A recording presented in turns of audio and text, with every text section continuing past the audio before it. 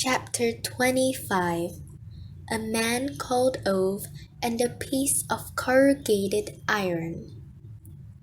Ove waits till after breakfast, once he's let the cat out.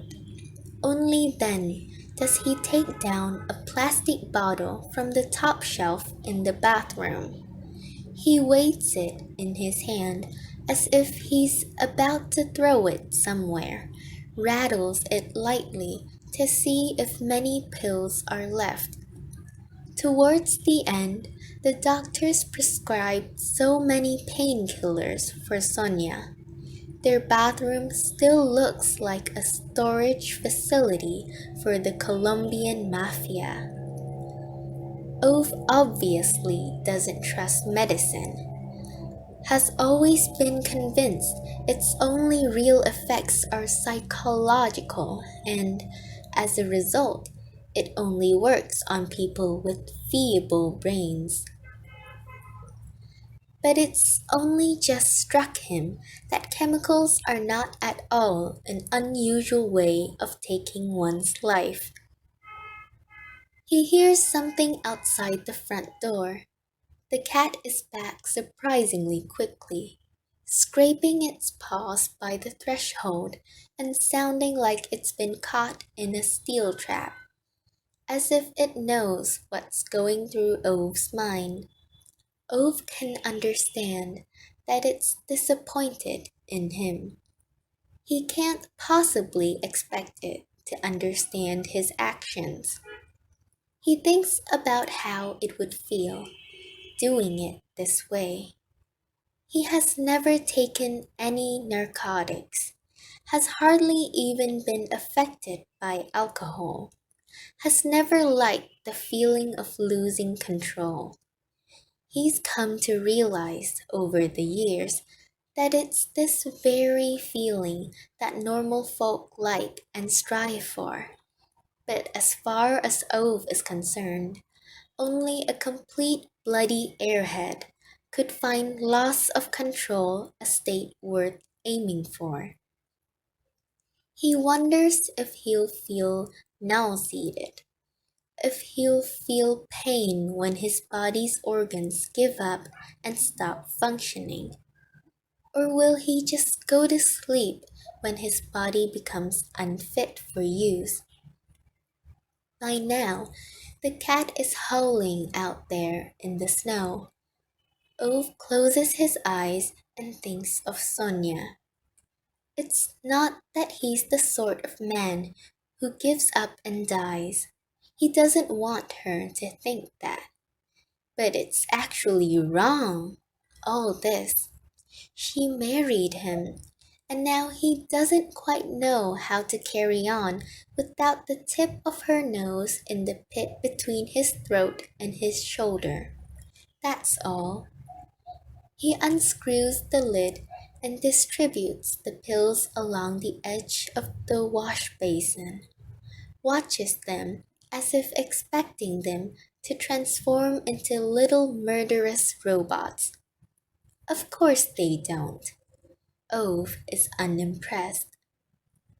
He finds it quite inexplicable how those little white dots could do him any harm, regardless of how many of them he takes.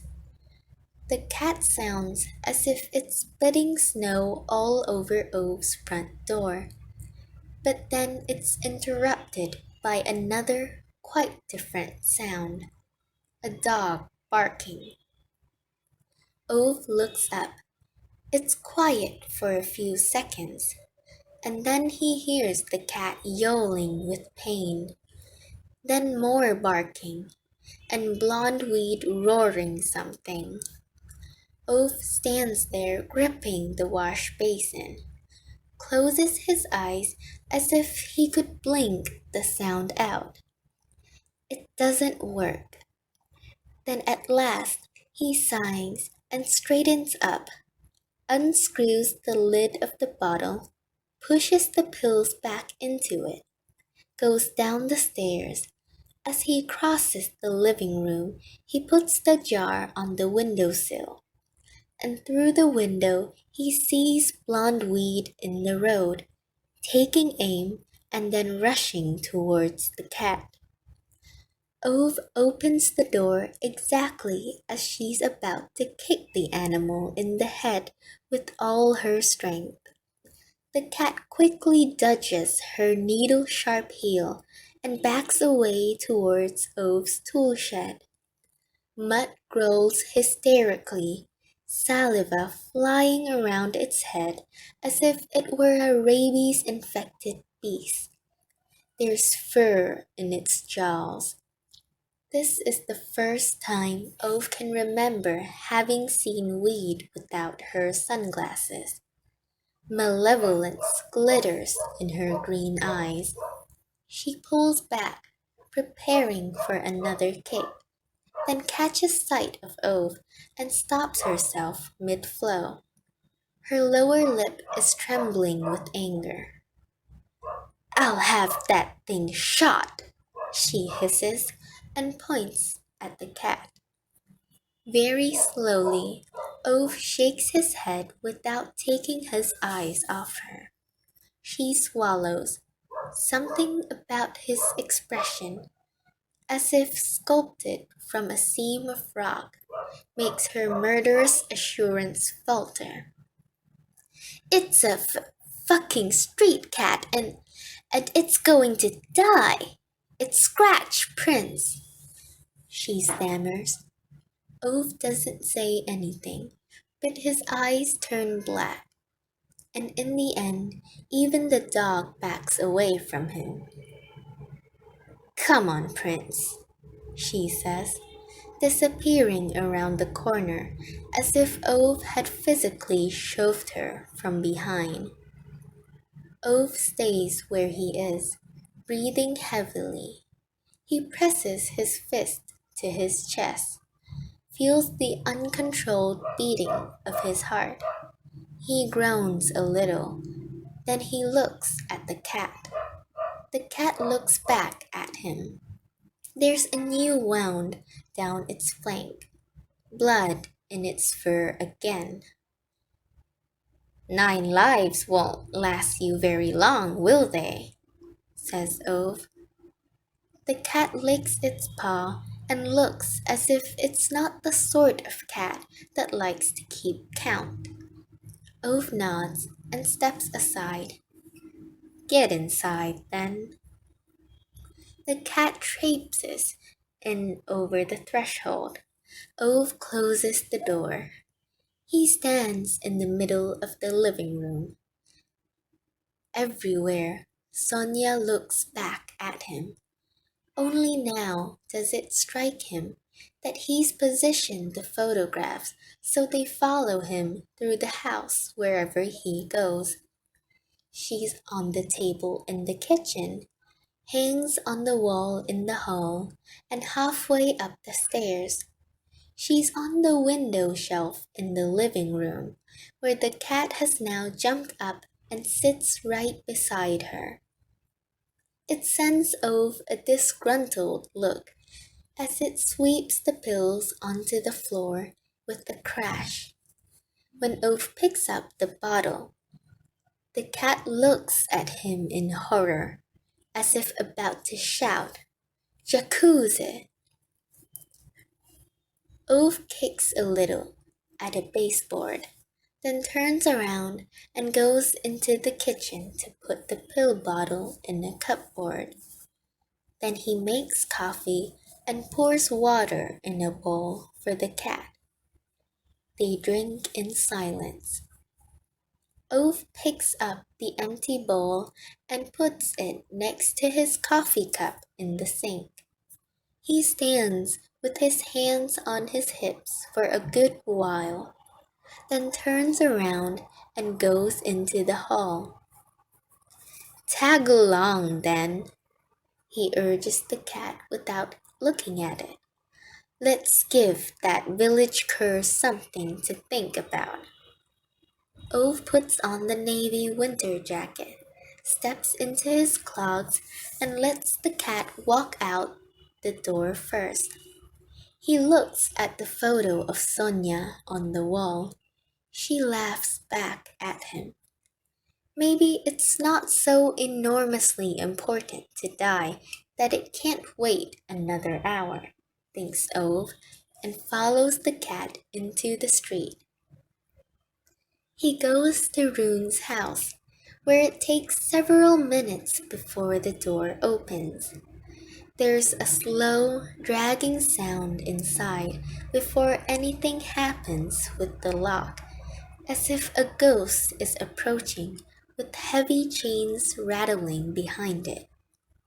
Then, finally, it opens, and Rune stands there looking at Ove and the cat with an empty stare. You got any corrugated iron? Wonders Ove, without allowing any time for small talk. Rune gives him a concentrated stare for a second or two, as if his brain is fighting desperately to produce a memory. Corrugated iron, he says to himself, as if tasting the word, like someone who's just woken up and is intensely trying to remember what he's been dreaming. Corrugated iron, that's it, says Ove with a nod. Rune looks at him, or rather he looks straight through him. His eyes have the gleam of a newly waxed car hood. He's emaciated and hunchbacked. His beard is gray, bordering on white. This used to be a solid bloke commanding a bit of respect. But now his clothes hang on his body in rags. He's grown old, very, very old, Ove realizes, and it hits him with a force he hadn't quite counted on. Rune's gaze flickers for a moment. Then his mouth starts twitching. Ove? He exclaims. Yeah, well, one thing's for sure. I'm not the Pope, Ove replies. The baggy skin on Rune's face cracks into a sleepy smile. Both men, once as close as men of that sort could be, stare at each other. One of them a man who refuses to forget the past, and one who can't remember it at all. You look old, says Ove. Rune grins.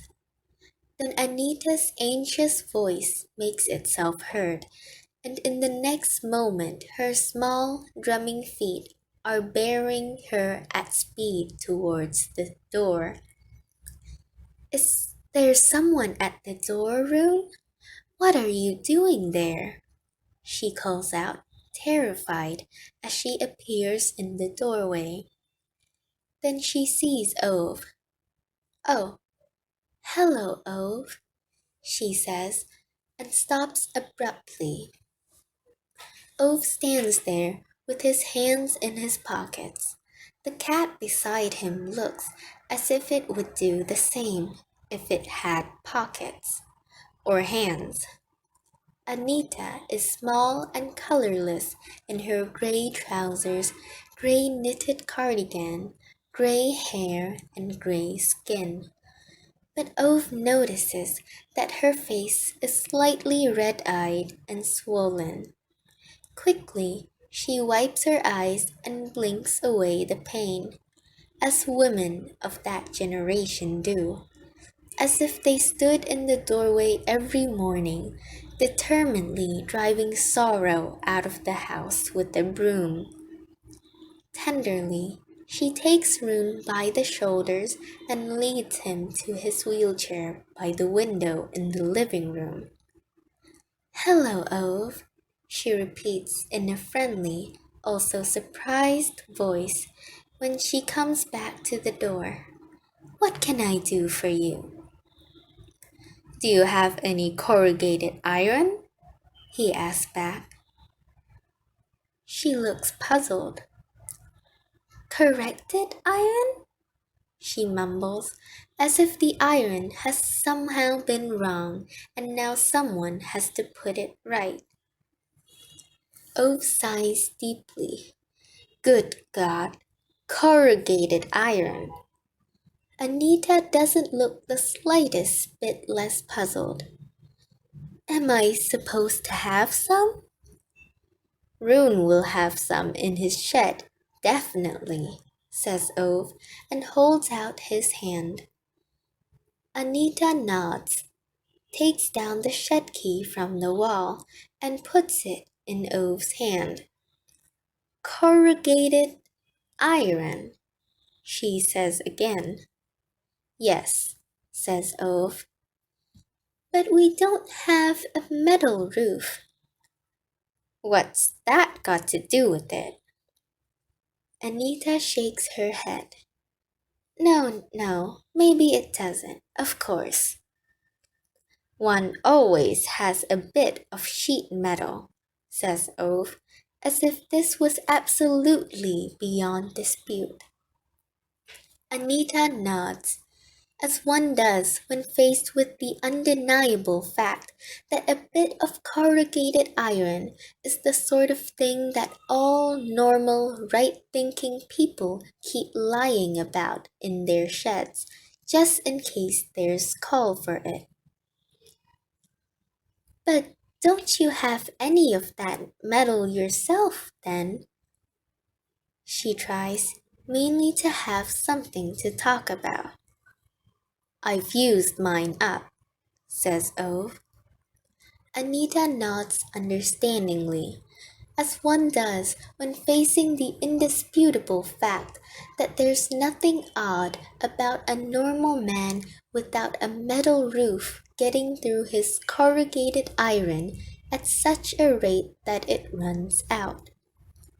A minute later, Ove turns up triumphantly in the doorway, dragging a gigantic piece of corrugated iron as big as a living room rug.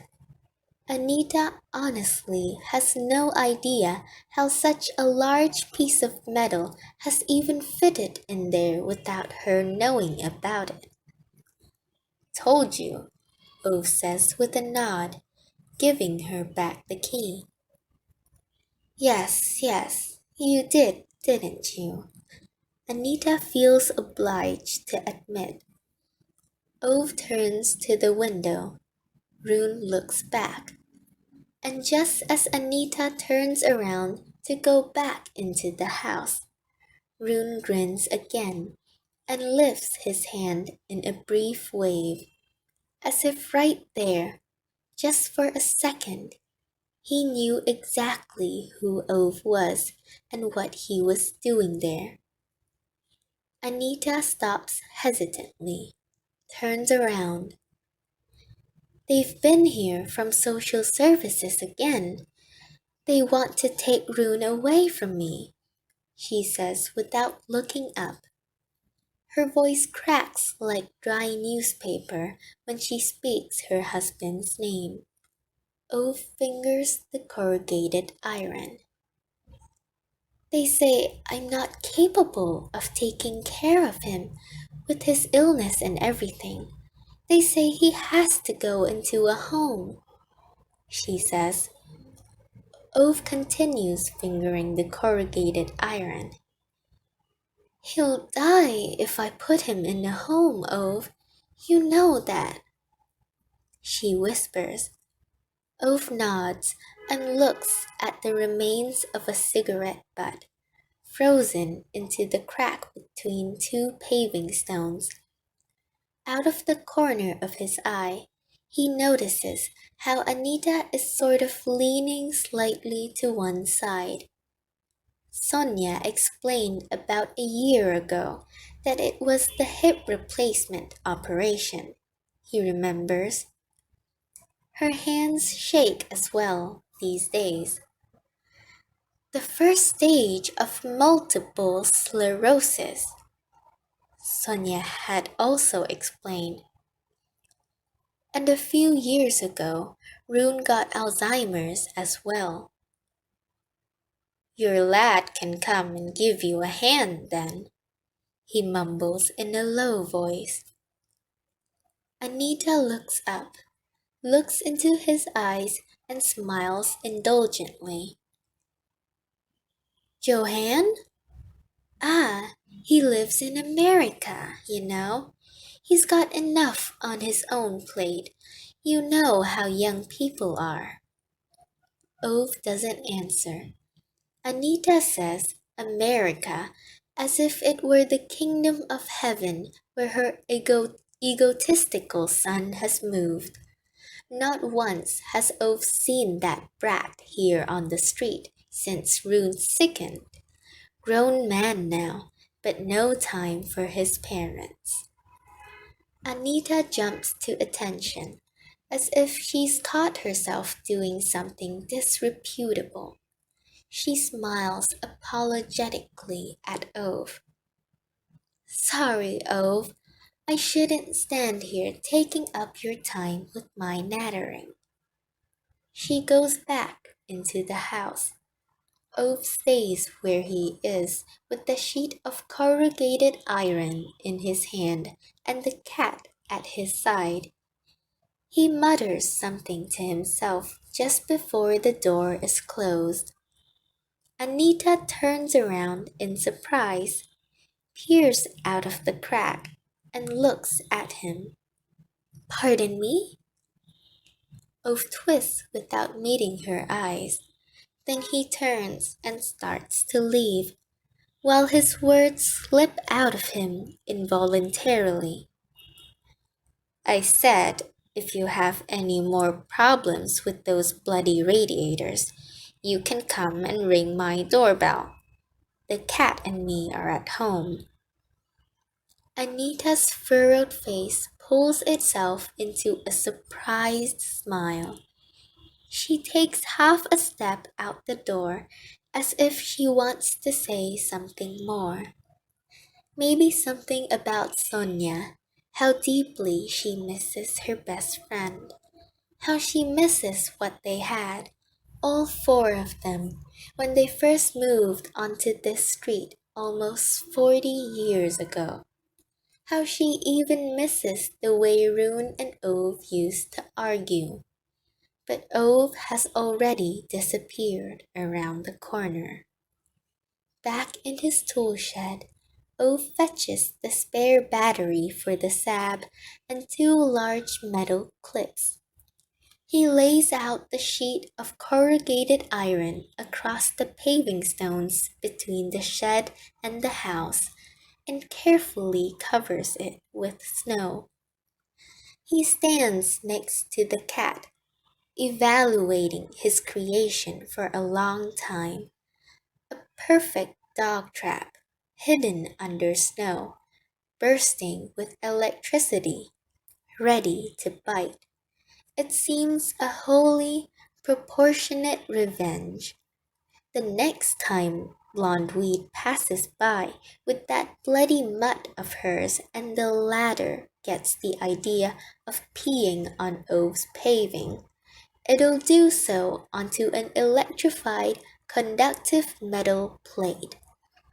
And then let's see how amusing they find it, Ove thinks to himself.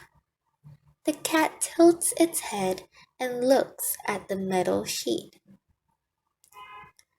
Like a bolt of lightning up your urethra, says Ove. The cat looks at him for a long time, as if to say, You're not serious, are you? Eventually, Ove sticks his hands in his pockets and shakes his head. No, no, I suppose not. He sighs gloomily, and then he packs up the battery and clamps and corrugated iron and puts everything in the garage. Not because he doesn't think those morons deserve a proper electric shock, because they do, but because he knows It's been a while since someone reminded him of the difference between being wicked because one has to be or because one can. It was a bloody good idea, though, he concludes to the cat as they go back into the house. The cat goes into the living room with the dismissive body language of someone mumbling, Sure, sure it was. And then they have lunch.